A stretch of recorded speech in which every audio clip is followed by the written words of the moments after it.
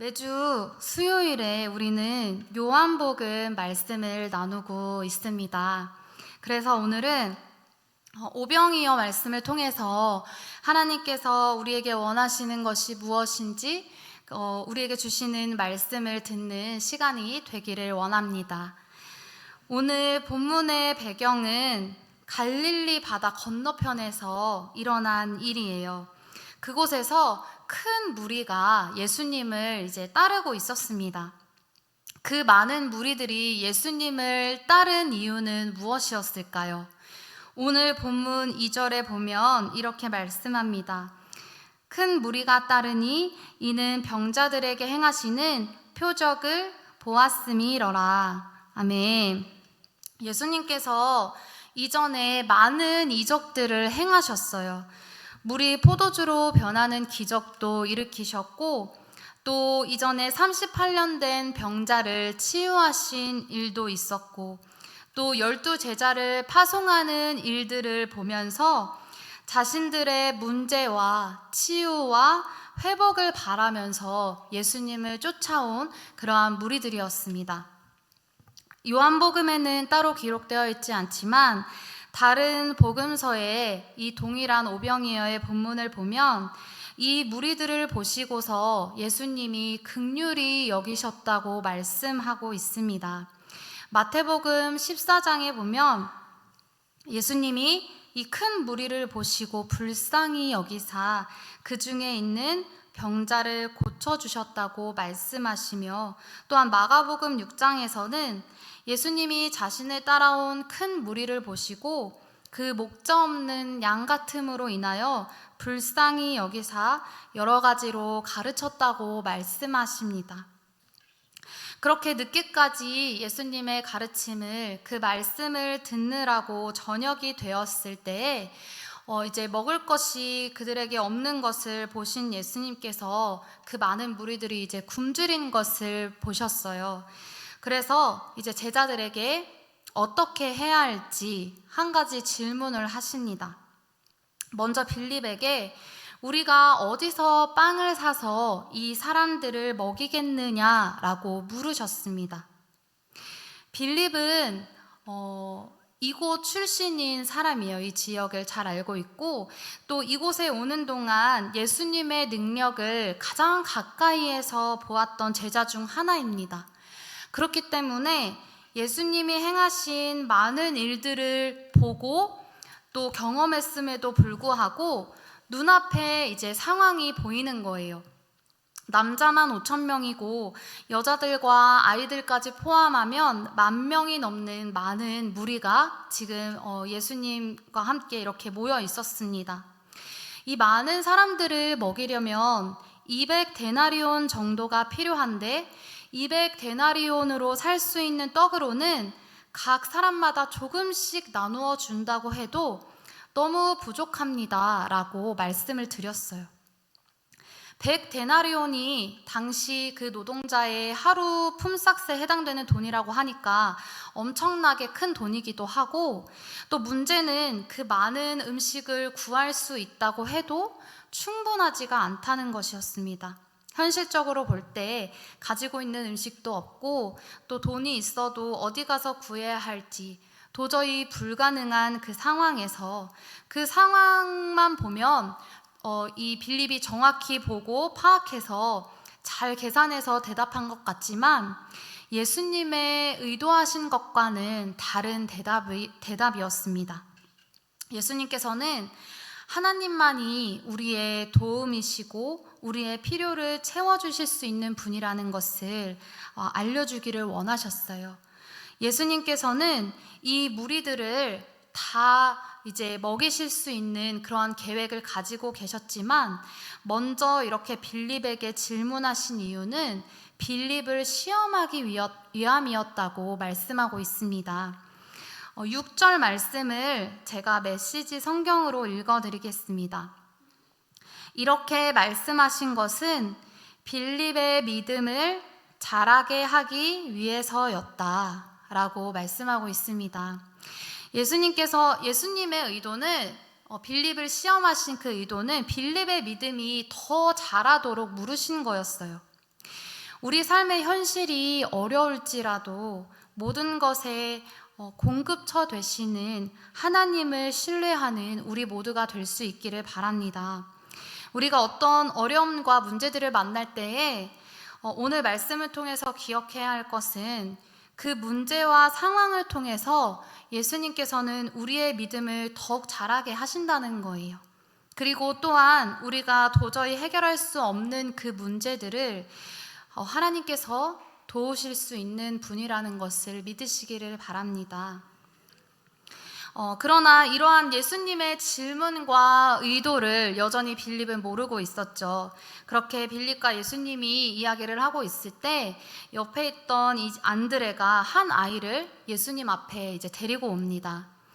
안드레는 여기 한 아이가 있어서 이 아이가 보리떡 5개와 물고기 2마리를 가지고 있는데, 그런데 이게 이 많은 사람들에게 무슨 소용이 있을까요? 라는 말을 이제 덧붙입니다. 그 아이가 가지고 있던 그 물고기와 떡은 5,000명을 먹이기에는 턱없이 부족하고 또 보잘것없어 보였어요. 그러나 이 아이가 가지고 있던 작은 것을 예수님이 하시고자 하는 일에 순종함으로 나아와서 드렸을 때 예수님께서는 그것을 사용하셔서 수많은 사람들을 먹이시는 놀라운 기적을 보여주셨습니다. 예수님께서 사람들을 잔디에 앉게 하신 후에 축사하시고 그 떡과 물고기를 그들이 원하는 대로 나누어 주셨어요. 무려 5,000명이 넘는 사람들이 다 배불리 먹고도 후에 남은 조각을 거두었더니 12바구니에 가득 찼습니다. 그렇게 넉넉히 채워주셨어요. 내가 어려운 상황 속에서도 이렇게 순종하는 마음으로 주님께 나의 오병이어를 드릴 때 그것을 통해서 하나님께서는 나뿐만 아니라 우리 모두를 배불리 먹이고 누리게 하시는 그 풍성한 은혜를 베푸시며 역사하실 것입니다.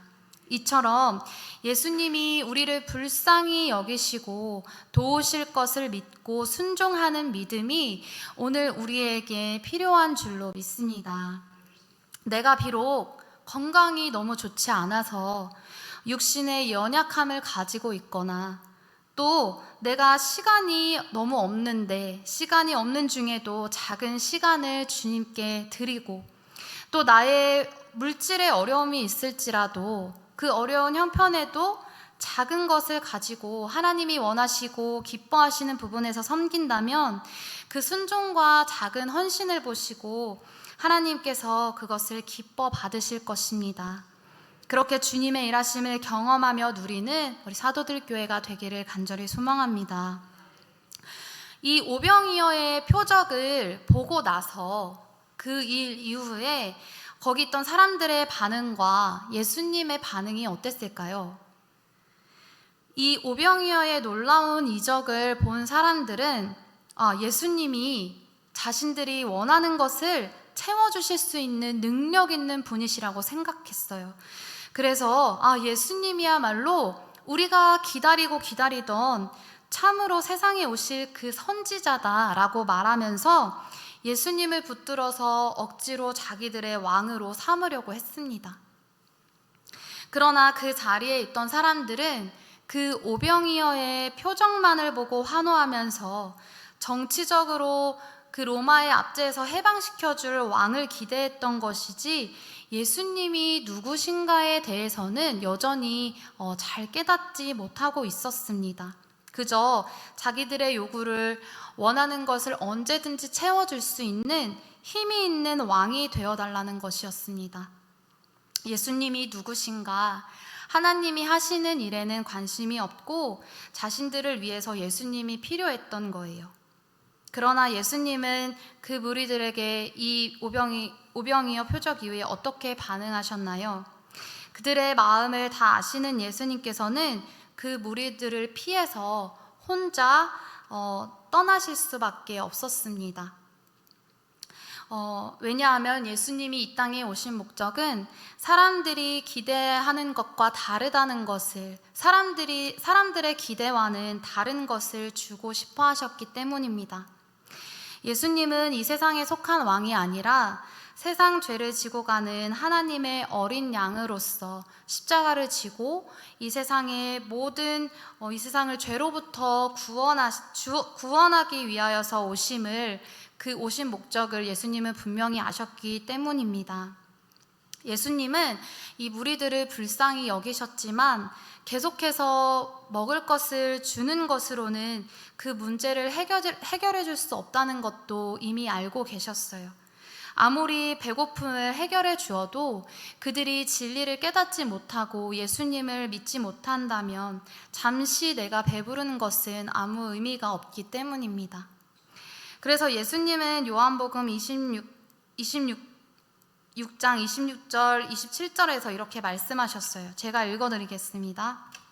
예수께서 대답하여 이르시되 내가 진실로 진실로 너희에게 이르노니 너희가 나를 찾는 것은 표적을 본 까닭이 아니요 떡을 먹고 배부른 까닭이로다. 썩을 양식을 위하여 일하지 말고 영생하도록 있는 양식을 위하여 하라. 이 양식은 인자가 너희에게 주리니 인자는 아버지 하나님께서 인치신 자니라. 아멘.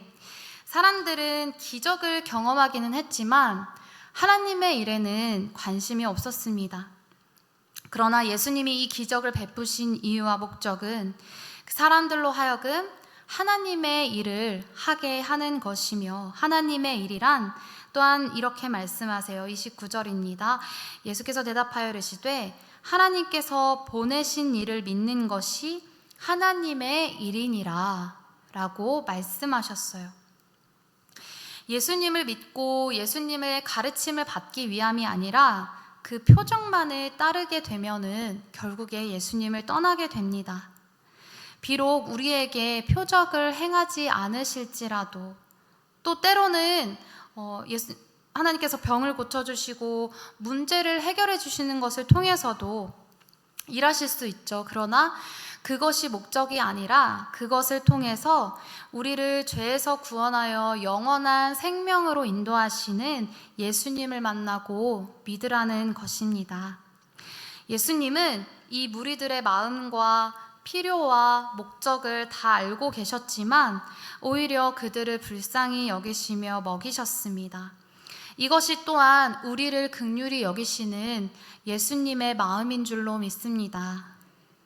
오늘 우리가 하나님 앞에 나아가는 나의 마음이, 또 우리의 모습이 혹시 이 무리들과 같을지라도 우리를 긍휼히 여기시며 사랑을 베풀어 주시는 우리 선한 목자 되신 예수님을 더욱더 깊이 뜨겁게 만나는 밤이 되기를 바랍니다. 예수님은 우리에게 가장 좋은 것으로, 영원히 배부르는 것으로 채워주고 싶으셨어요. 그것은 바로 우리를 사랑하셔서 이 땅에 오신 예수님 자신이었습니다. 예수님께서 우리에게 주시고자 한 것은 육신의 배부름만이 아니라 영원한 생명이 되시는 예수님을 통해서 구원을 받게 하시는 것인 줄로 믿습니다. 요한복음 6장 35절 말씀에 이렇게 말씀하세요. 예수께서 이르시되 나는 생명의 떡이니 내게 오는 자는 결코 줄이지 아니할 터이요 나를 믿는 자는 영원히 목마르지 아니하리라. 아멘. 예수님께서 결코 줄이지 않고 목마르지 않는 생명의 떡이 되어주신다고 말씀하셨습니다. 그리고 예수님을 믿는 모든 자들에게 영원한 생명을 주신다고 약속하셨습니다. 요한복음 17장 3절 말씀에 보면 영생은 곧 유일하신 참 하나님과 그가 보내신 자 예수 그리스도를 아는 것이니이다 라고 말씀하세요. 그러므로 이 땅에서 우리가 영원한 하나님의 나라를 소망하며 살아가는 우리들은 우리들에게 필요한 것을 채우기 위해서 예수님을 찾는 것이 아니라 이미 우리에게 영원한 생명을 주시기 위하여서 이 땅에 오신 예수님 한 분만으로 만족하면서 예수님과 함께 더욱더 풍성한 삶을 누리며 살아가시기를 간절히 소망합니다. 예수님께서 무리를 불쌍히 여기시고 오늘 오병의 기적처럼 먹이신 것처럼 우리가 비록 연약한 가운데 있을지라도 우리를 불쌍히 여기시고 우리를 찾아와 만나주시고 치유하시고 회복하시는 그 예수님을 붙들고 기도하며 나아가는 시간 되기를 원합니다. 우리 함께 기도드리겠습니다.